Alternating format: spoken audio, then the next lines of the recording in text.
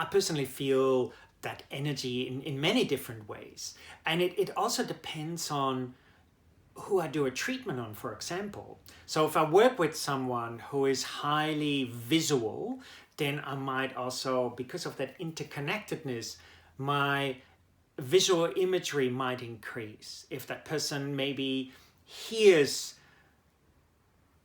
voices or energy in different kind of ways, then I might start to hear that too. So it's that unification. And also each person for me has their own qualities. Some people are more auditory, some people are more visual, some people are more kinesthetic. So if I'm more kinesthetic and I want to be more visual, then I'm moving from my way. You have to nurture your way. We're all different. And if you nurture your way as a healer, then your healing becomes so much stronger. If I keep saying, I want what you have, then it becomes a little bit unstable as a healer.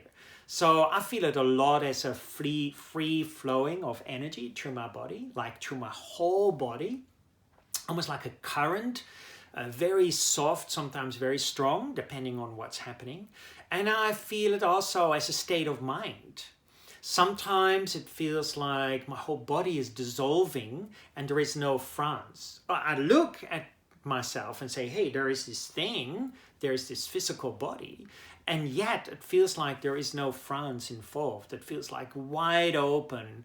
And that for me, yeah, feels of course really great, wonderful. In the yogic tradition, they call it inner bliss or inner joy. But again, don't get attached to this inner bliss of joy, because then we say, oh, this is how it needs to feel like, and we hold on to it again, and then it becomes again an obstacle. So we let it arise, these feelings, and we let it go.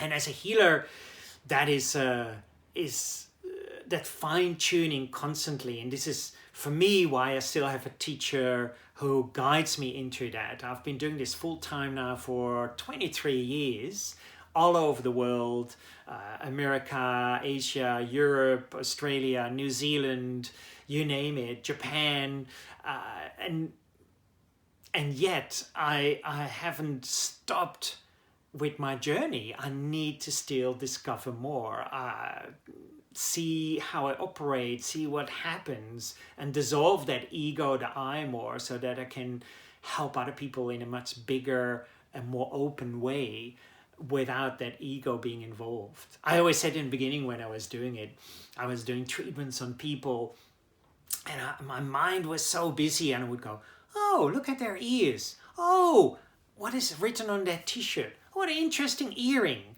Oh, wow, what a big feet.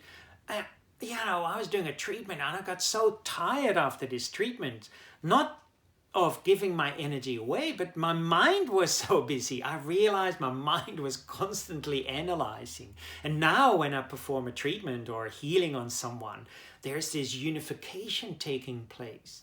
And therefore I feel kind of the same as my client who is laying on the table. I feel this unification, and therefore healing also takes place for me. I always say, if I touch someone, touching is never a one-way street. They're touching me back. As soon as I touch the wall, then the wall is touching me. So touching is always a two-way street. So healing ultimately is always a two-way street.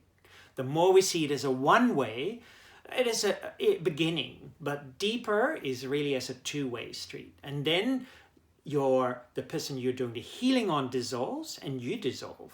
And what happens? Both are realizing that you are the universe. That's the beauty of it.